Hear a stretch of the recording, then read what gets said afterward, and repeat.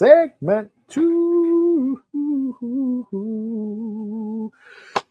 Saturday night's main event took place in Washington, D.C., and all of the hullabaloo, all of the conversation, all of the scuttlebutt was about the final match, the end of the farewell tour for John Cena as he walks into a match with Gunther to end his illustrious career. Now, before we can get to John Cena and Gunther, there were 3 matches that took place beforehand. So we're going to talk a little bit about that because we didn't get a chance to talk about that when we talked about John Cena's match, which is the main event of tonight's show, the clip that we did yesterday. We focused really on just John. So I wanted to do something here this week to talk a little bit about the show itself, Saturday night's main event. First and foremost, that is a beautiful building. I always got to start there. I love venues. I love them. I've always loved them. Whenever I go to shows, whether it be a small local show or a big WWE event, I'm always fascinated by the venues, by the people that work there, especially the people that work there. I think I've said this on the show before, but I always feel bad for like security guards and ticket takers and concession stands people who don't watch wrestling. And then here comes a whole building full of wrestling fans, and it's got to be just the weirdest shit ever. They're cheering for people you've never heard of. They're going crazy, crying, screaming, excited for people you've never seen before. It must be a really awkward feeling. It would be like if someone doesn't follow basketball and they go to the Garden, and all of a sudden, every now and then, you'll hear a "Whoa!" Yeah, and you don't know what it's about. You just, all right, they put the ball in the hole. That's the objective of the game. So I feel so bad for these people when they go to wrestling events like that. The Saturday night's main event, apparently Jesse Ventura was back, but they put him on the pre-show this time. They kept him far away from the program. They're not going to allow him to fuck this up. And still managed to get some stupid shit out there. He made the comment about, John Cena. John Cena's won the world title 17 times. That means he's lost it 17 times. I don't know if I'd go around bragging about that. Yeah, I wouldn't brag about 17 losses either. I would definitely brag about 17 wins, though. Which is kind of the point. It's great fodder for a heel promo, and he's been a heel his whole life. But yeah, 17 championships does sound very fucking impressive. It's like the Yankees have won 27 world titles. Well, they didn't win the other 80. So what are we talking about? What a shitty flex. No, 27 championships is still pretty fucking impressive. And that's coming from a Met fan. 27 championships is pretty fucking impressive. So you can't take away the wins just because there was some losses. That's just weird. But I remember that very same argument being used a few times back in the old days. Jerry the King Lawler, as a matter of fact, I think suffered the wrath of that very comment on a few occasions. So take that with what you will. But our opening contest for this show is Cody Rhodes defending the WWE Championship. I refuse to call it undisputed because it's not undisputed. But he's the WWE Champion, and he is defending the title. No, he wasn't defending the title. It was a non-title match, actually, against the NXT Champion. That's why. Oba Femi. And that entrance is fire. There's nothing to it. There's some lights, but he's the centerpiece of that entrance with the light on his back and the whole den, and the walk, ding, ding, ding, hey, yeah. This dude is the man. I love it. This dude is the man. I love this dude. And I recently heard an interview, I think when he first started at the Performance Center, where he wasn't using the accent. He was just speaking like normal. And then you hear the accent, and it sounds so good. This is what they were trying to get Apollo Crews to do, and he wasn't built like that. He's a great athlete. He can't go out there and be Nigerian. This guy is Nigerian, for real. He doesn't use the accent naturally, of course, but he's got the roots, he's got the lineage, and then he's got the accent down. He's the ruler of NXT. And Cody and Oba went out there, and they had a match. It wasn't crazy. But now that, hindsight being 20 with the finish, because Drew came out and got involved. So they weren't going to put too many eggs in the basket. I think that was more of a test to see if Oba was going to get overwhelmed by the moment, so to speak. And I don't think that he was. I think he did pretty good. I think if you had a story involved between Oba and Cody, it would be a much different type of match. It would have, I think it would have gone differently. I think it would have had a different vibe to it.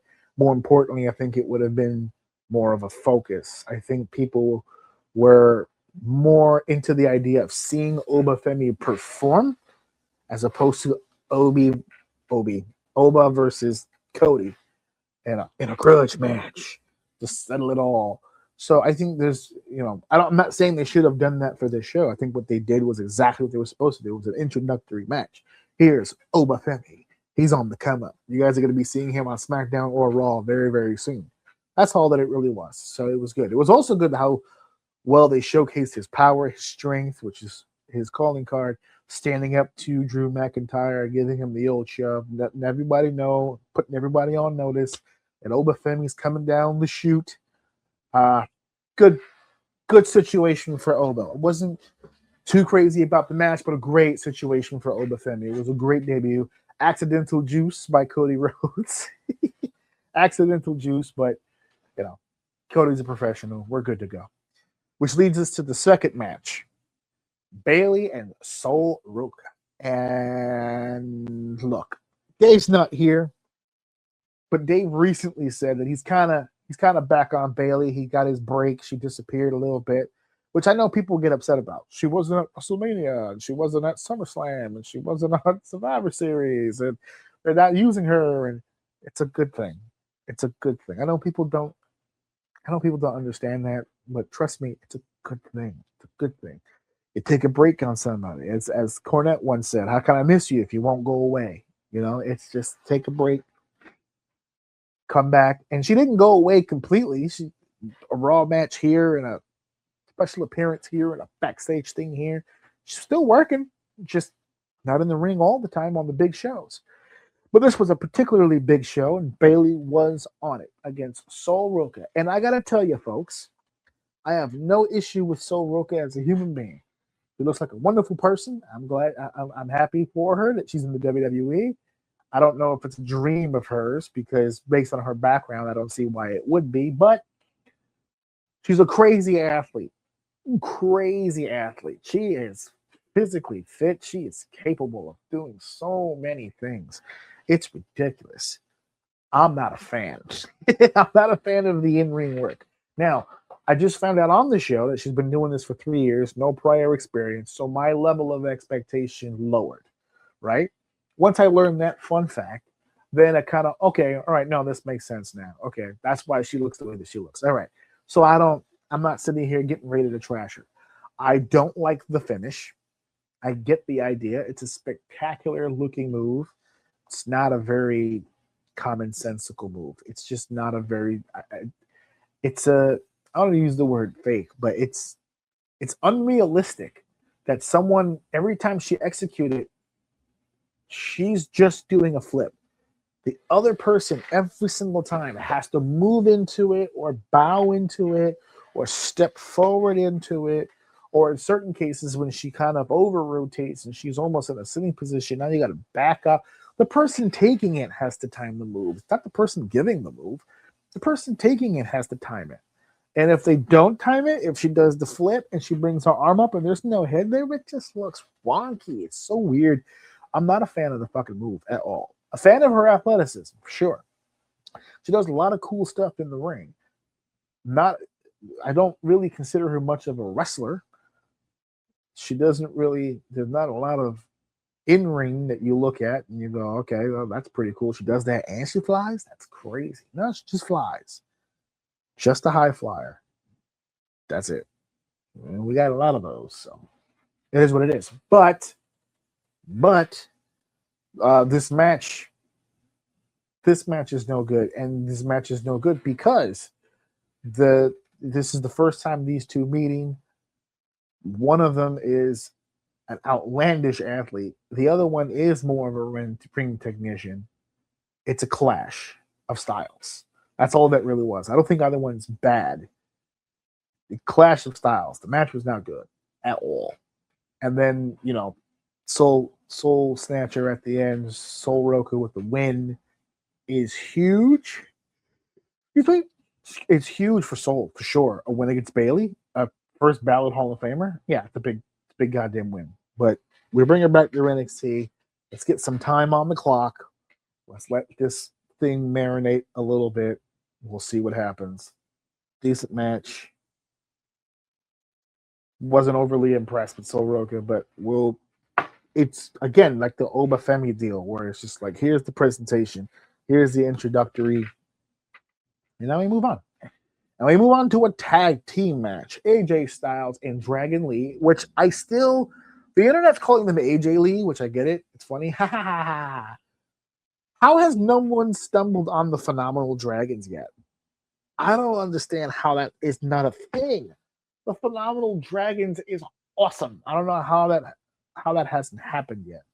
But I digress. It hasn't happened yet. So the Tag Team Championship for Raw, the World Tag Team Champions, AJ Styles, I almost said Lee, AJ Styles and Dragon Lee for the World Tag Team Championship, defending against Javon Evans and Leon Slater, the TNA X Division Champion.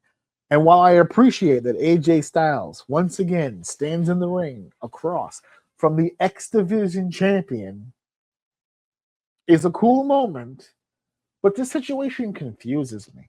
They're using Leon an awful lot. And I get that he's athletic, and I get that he's great in the ring, but he's not yours. It's almost like they've made Leon and Javon a tag team without putting them actually together, because they can't.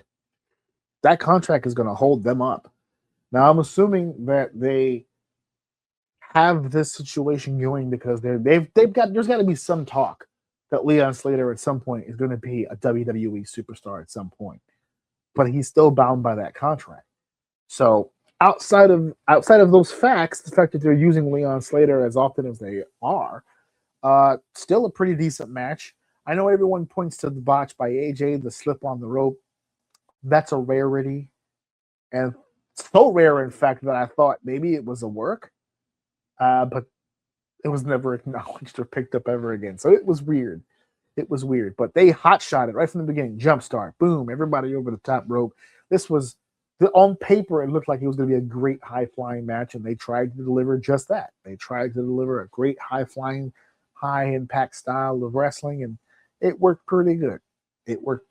I got to say. It was a pretty good match. Slip aside, it was still a really good match. I got to see 4 of my favorites today go at it, so I don't have any issue with that whatsoever. Which now leads us to the main event of the show, which was John Cena and Gunther, and I don't have to touch it because that's the main event, our show right now. Coming up next, that conversation between me, Deceive Dave, and Joe Pombo talking about John Cena's final match. We get into the specifics, we get into all that in the very next segment. But before we leave here and head over to the Christmas episode, I want to take this time to thank everybody who's been helping out with the show, everybody who's been supporting the show, checking out the shorts, checking out the segments, liking and subscribing and sharing on social media, really helping the show get its name out there. I want to take this time to thank you guys for everything that you guys have done for me, for the show, for Dave, for the families involved, because it's not just us.